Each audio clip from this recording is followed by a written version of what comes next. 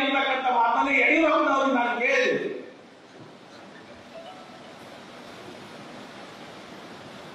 ಇವತ್ತೇನಾದ್ರೆ ಯಡಿಯೂರಪ್ಪನವರು, ಜಗದೀಶ್ ಶೆಟ್ಟರ್, ಈಶ್ವರಪ್ಪನವರು ಈ ಮಾತನ್ನ ಹೇಳಿಲ್ಲ ಅಂತಂದ್ರೆ ಮಂಜುನಾಥ ದೇವಸ್ಥಾನಕ್ಕೆ ಬರಬೇಕು.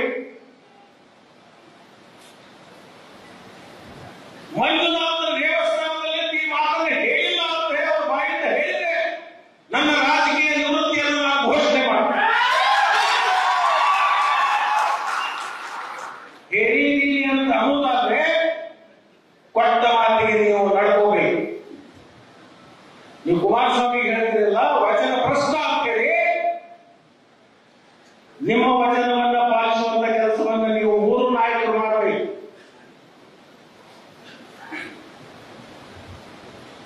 ಇದೊಂದು ಭಾಗ.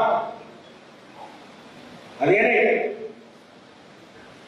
ಇವತ್ತು ಮುಖ್ಯಮಂತ್ರಿಗಳು ಸಾಯಂಕಾಲ ಪತ್ರಿಕಾಗೋಷ್ಠಿಯನ್ನು ಉದ್ದೇಶಿಸಿ ಮಾತನಾಡಿದರು.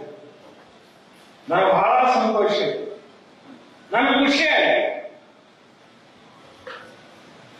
ಯಾಕೆ ನನಗೆ ಖುಷಿ ಆಯ್ತು ಅಂದ್ರೆ ನನ್ನ ಒಬ್ಬ ಸ್ನೇಹಿತ ಮುಖ್ಯಮಂತ್ರಿ ಆಗಿ 2 ವರ್ಷಗಳ ಕಾಲ ಒಳ್ಳೆಯ ಆಡಳಿತವನ್ನು ಮಾಡಿ ಅವರ ಜೊತೆಗೆ ಕೈ ಜೋಡಿಸಿ ಹೆಗಲಿಗೆ ಹೆಗಲಿಕೊಂಡು ಪ್ರತಿಯೊಂದು ಸಂದರ್ಭದಲ್ಲಿ ಅವರ ಜೊತೆಯಾಗಿ ಇಟ್ಕೊಂಡು,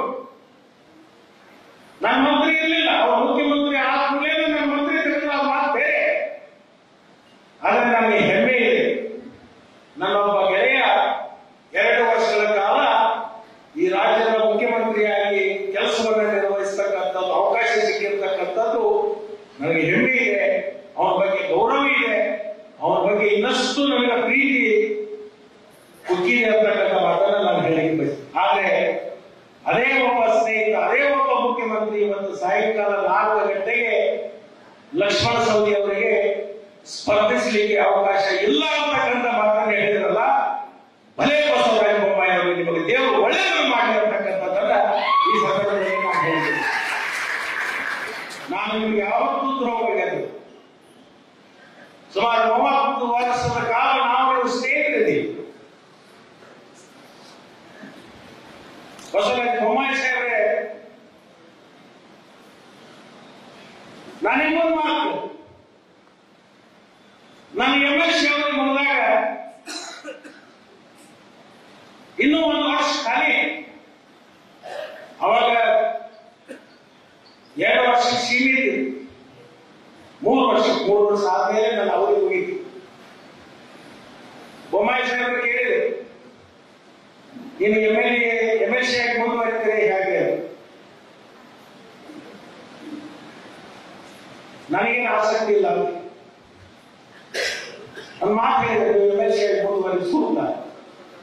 ಯಾಕೆ ಕೇಳಿದೆ, ನೀವು MLC ಆಗಿ ಮುಂದುವರೆದ್ರೆ 6 ವರ್ಷ ಅವಧಿ ಇರ್ತದೆ, 1 ವರ್ಷಕ್ಕೆ ನಿಮ್ಮದು ಅವಧಿ ಮುಗಿದ ಮೇಲೆ ಸಾರ್ವತ್ರಿಕ ಚುನಾವಣೆ ಬರ್ತದೆ. ಮುಂದಿನ 5 ವರ್ಷ ಅವಧಿ ಏನಂತಲ್ಲ ಅದನ್ನ ಮಹೇಶ್ ಕುಮಟಳ್ಳಿಗೆ ಕೊಡೋಣ, ಅವಾಗ ನೀವು ಚುನಾವಣೆಗೆ ಸ್ಪರ್ಧೆ ಮಾಡೋಕೆ ನಿಮ್ಮ ಹತ್ತಿರ ಇಟ್ಕೋರಿ.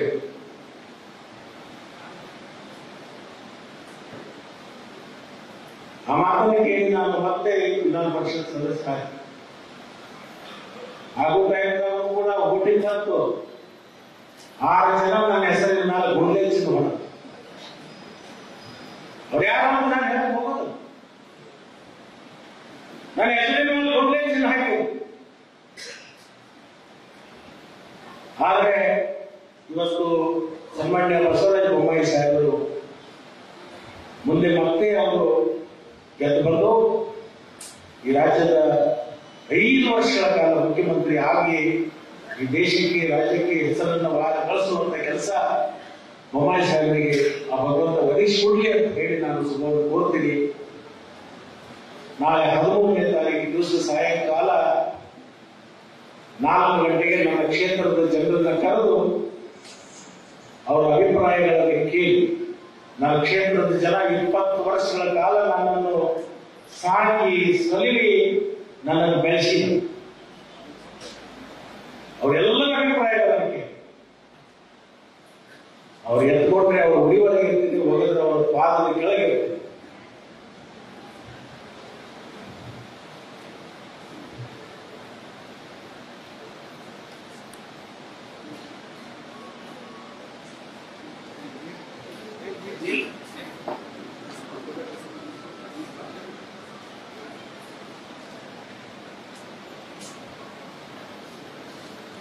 ಅದಕ್ಕೆ ದಯಮಾಡಿ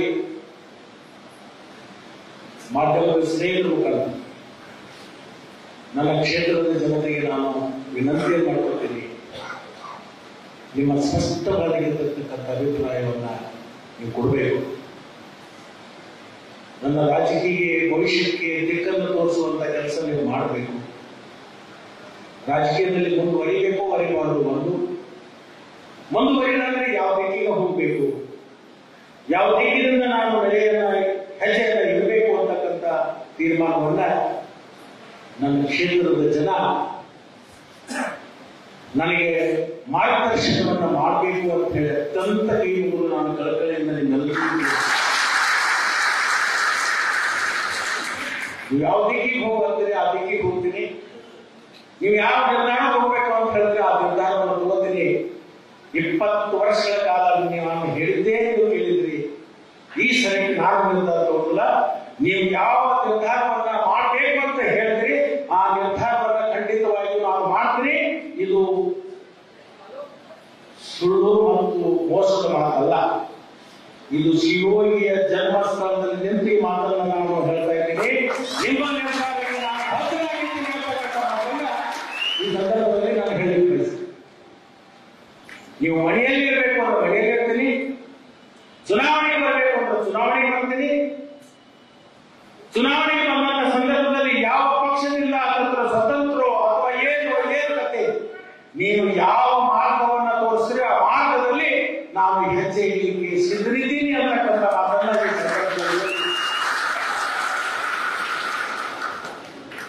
ನಾನು ಸಾಕಿ ಸಲಹಿಸಿರ್ತಕ್ಕಂಥ ಸಮಾಜದೊಳಗೆ ಇವತ್ತು ಆದಿಮನುಷ್ಯ ಸಮಾಜವನ್ನು ರಾಜಕೀಯವಾಗಿ ಶಕ್ತಿಯನ್ನು ಕೊಟ್ಟಿರ್ತಕ್ಕಂಥ ಸಮಾಜ.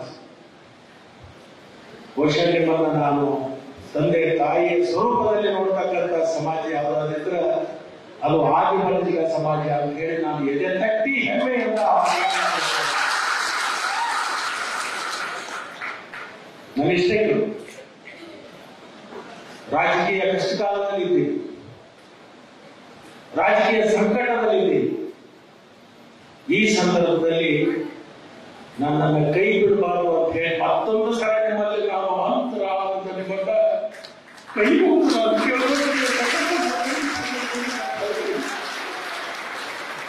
ಯಾವ ರೀತಿಯಿಂದ ನಮ್ಮನ್ನು ಸಾಕಿದ್ರಿ ಸಲುವಿದ್ರಿ ಅದೇ ರೀತಿ ನಮ್ಮನ್ನ ಈ ಸಂದರ್ಭದಲ್ಲಿ ನಮ್ಮ ರಾಜಕೀಯ ಹೊಸ ದಿಕ್ಕನ್ನು ಸೂಚಿಸಬೇಕು ಅಂತ ಹೇಳಿ ಈ ಸಂದರ್ಭದಲ್ಲಿ ಕೇಳಿ ಇಷ್ಟೆಲ್ಲ ದೊಡ್ಡ ಪ್ರಮಾಣದಲ್ಲಿ ಸೇರಿ ನನಗೆ ಬೆಂಬಲವನ್ನು ಸೂಚಿಸಲಿಕ್ಕೆ ನೀವು ಬಂದಿದ್ದೀರಲ್ಲ, ಬಹುಶಃ ಇದು ನನ್ನ ಪೂರ್ವ ಜನ್ಮದ ಪುಣ್ಯ ಅಂತ ನಾನು ಭಾವಿಸ್ತೀನಿ. ಇದು ಈ ಜನ್ಮದ ಪುಣ್ಯ ಅಲ್ಲ. ಇದು ಯಾವುದೋ ಸಮಾಜದಲ್ಲಿ ಹುಟ್ಟಿದೆ, ಯಾವುದೇ ಸಮಾಜದಲ್ಲಿ ಬೆಳೆದ್ರೆ ಆದ್ರೆ ಇಲ್ಲಿ ಕೂತಿರ್ತಕ್ಕಂಥ ಈ ಸಮಾಜ ಇಷ್ಟು ದೊಡ್ಡ ಪ್ರಮಾಣದಲ್ಲಿ ಸೇರಿ ನಮ್ಮನ್ನ ರಕ್ಷಣೆ ಮಾಡಲಿಕ್ಕೆ ಬಂದಿದ್ದೀರಲ್ಲ, ಒತ್ತೇಲಿ ನನಗನ್ಸುತ್ತೆ ಹಿಂದಿನ ಜನ್ಮದಲ್ಲಿ ಏನೋ ನಾವು ನಿಮ್ಮದು ಋಣಾನುಬಂಧ ಇತ್ತು ಏನೋ ಅಂತ ಹೇಳಿ ಈ ಸಂದರ್ಭದಲ್ಲಿ ನಾನು ಕೇಳ್ಕೊಳ್ತೀನಿ.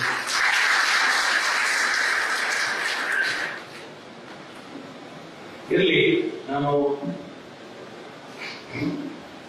ಪಕ್ಷದ ಮೇಲೆ ದ್ವೇಷ ಇಲ್ಲ, ಪಕ್ಷ ಒಳ್ಳೆಯದಿಲ್ಲ. ರಾಷ್ಟ್ರ ಮಟ್ಟದಲ್ಲಿ ನರೇಂದ್ರ ಮೋದಿ ಅವರು ಬಹಳ ದೊಡ್ಡ ಪ್ರಮಾಣದಲ್ಲಿ ಪಕ್ಷವನ್ನು ಬೆಳೆಸಿದ್ದಾರೆ, ಉಳಿಸಿದ್ದಾರೆ. ರಾಜ್ಯದಲ್ಲಿ ಇರ್ತಕ್ಕಂಥ ಕೆಲವೊಂದು ಹಿರಿಯರು, ನಮ್ಮ ಸ್ನೇಹಿತರು ಲಕ್ಷ್ಮಣ ಸವದಿ ಅವಶ್ಯಕತೆ ಇಲ್ಲ, ಇವನೊಬ್ಬ ಕೆಲಸಕ್ಕೆ ಬಾರದ ವ್ಯಕ್ತಿ ಅಂತ ಹೇಳಿ ಅವ್ರಿಗೆ ಅನಿಸಿರಬಹುದು. ಅವಶ್ಯಕತೆ ಇಲ್ಲದಂತ ವ್ಯಕ್ತಿಗಳನ್ನ ಇಟ್ಕೊಂಡು ಏನು ಪ್ರಯೋಜನ ಅಂತ ಹೇಳ್ತಕ್ಕಂಥ ಭಾವನೆ ಬಂದಿರಬಹುದು. ಆ ಭಾವನೆಗೂ ನಾನು ತಲೆಬಾಗ್ತೀನಿ. 20 ವರ್ಷಗಳ ಕಾಲ ನೀವು ಸಹಾಯ ಸಹಕಾರ ನನಗೆ ಕೊಟ್ಟು ನನಗೇನು ಬೆನ್ನನ್ನು ಚಲಿಸಿ ಅನೇಕ ಹಂತದಲ್ಲಿ ನೀವು ನೋಡಿದ್ರಿ. ನಿಮಗೆ ನಾನು 20 ವರ್ಷಗಳ ಕಾಲ ನನ್ನನ್ನು ಬೆಳೆಸಿರ್ತಕ್ಕಂಥ ನಿಮ್ಮೆಲ್ಲರಿಗೂ ಕೂಡ ಈ ವೇದಿಕೆ ಮುಖಾಂತರ ಭಾರತೀಯ ಜನತಾ ಪಕ್ಷದ ಹಿರಿಯರಿಗೆ ನಮ್ಮೆಲ್ಲರಿಗೂ ಕೂಡ ನಾನು ಅಭಿನಂದನೆಗಳನ್ನು ಹೇಳಿ, ನಾಳೆ 13ನೇ ತಾರೀಕು ಸಾಯಂಕಾಲ ನನ್ನ ಜನ ಏನ್ ಹೇಳಿದಾರೆ ಆ ತೀರ್ಮಾನಕ್ಕೆ ನಾನು ಬದ್ಧನಾಗಿರ್ತೀನಿ. ಅಲ್ಲಿವರೆಗೆ ನನ್ನ ಪಕ್ಷದ ಮುಖಂಡರಿಗೆ ನಾನು ಒಂದು ಕಿವಿ ಮಾತನ್ನು ಹೇಳ್ತೀನಿ. ದೊಡ್ಡ ಮನಸ್ಸು ಮಾಡಿ ಇನ್ನೊಂದ್ಸಲ ಏನಾದರೂ ನಿರ್ಧಾರ ಬದಲಾಗುವಂತ ಸಂದರ್ಭ ಇದ್ರೆ ಅದನ್ನು ಬದಲು ಮಾಡ್ಕೊಂಡು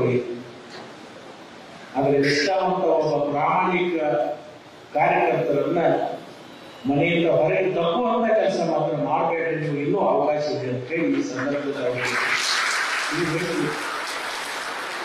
ಯಾಕಂದ್ರೆ ಇಷ್ಟು ದಿವಸ ನನ್ನನ್ನು ಮನೆ ಒಳಗೆ ಇಟ್ಕೊಂಡು ನನಗೆ ಆಶ್ರಯ ಕೊಟ್ಟಿದ್ದೀರಿ. ನನಗೇನು ವಯಸ್ಸಾಗಿಲ್ಲ, ಇನ್ನೂ 10-15 ವರ್ಷ ಈ ಪಕ್ಷದ ಸೇವೆ ಮಾಡ್ತಕ್ಕಂಥ ಸಾಮರ್ಥ್ಯ ಭಗವಂತ ಶಿವಗೆ ನನಗೆ ಕೊಟ್ಟಿದ್ದಾರೆ. ದಯವಿಟ್ಟು ನನ್ನನ್ನು ಮನೆಯಿಂದ ಹೊರಗಡೆ ಹಾಕಬೇಡ್ರಿ ಅಂತ ಹೇಳಿ ನಾನು ಕೇಳ್ಕೊಂಡು ನನ್ನ ರಾಜಕೀಯ ಗುರುವಾಗಿರ್ತಕ್ಕಂಥ ಅನಂತ್ ಕುಮಾರ್ ಇವತ್ತಿಲ್ಲ ನನಗೆ. ಅದರ ನಂತರ ಇನ್ನೊಬ್ಬರು ನನಗೆ ರಾಜಕೀಯ ಗುರುಗಳಾಗಿ ನನಗೆ ಬಹಳ ಉನ್ನತ ಮಟ್ಟಕ್ಕೆ ಏರಿಸಿರ್ತಕ್ಕಂಥ ಒಬ್ಬ ಪ್ರಚಾರಕ್ಕೆ ಬರದೇ ಇರ್ತಕ್ಕಂಥ ಒಬ್ಬ ವ್ಯಕ್ತಿ ಇದ್ದಾರೆ. ಅವರಿಗೆ ನಾನು ಮಾಧ್ಯಮದ ಮುಖಾಂತರ ನಾನು ವಿನಂತಿ ಮಾಡ್ತೀನಿ, ನನ್ನನ್ನು ಕ್ಷಮಿಸಿ. ಲಕ್ಷ್ಮಣ ಸ್ವಾಮಿ ನಿಮ್ಮನ್ನು ಬಿಟ್ಟು ದೂರ ಹೋಗ್ತಾ ಇದ್ದಾರೆ. ನಾನು ಎಲ್ಲೇ ಹೋದ್ರು ಸಹಿತ ನಿಮ್ಮ ಅಂತರಾಳದೊಳಗೆ ನಾನು ನಿಮ್ಮ ಶಿಷ್ಯನಾಗಿ ಇರ್ತೀನಿ. ಆದರೆ ನಾನು ಬಿಟ್ಟು ಹೋಗುವಂತ ಪ್ರಸಂಗ ಬಂದದ್ದಾದ್ರೆ ನನ್ನನ್ನು ಕ್ಷಮಿಸಬೇಕು ಅಂತ ಹೇಳಿ ಆ ಬ್ರಾಕೆಟ್ನಲ್ಲಿರ್ತಕ್ಕಂಥ ನನ್ನ ಗುರುವಿಗೆ ನಾನು ಕೊನೆಯ ನಮನಗಳನ್ನು ಈ ಸಂದರ್ಭದಲ್ಲಿ ಹೇಳಿ ನನ್ನ ಮಾತಿಗೆ ನಾನು ಕೊಡ್ತೀನಿ.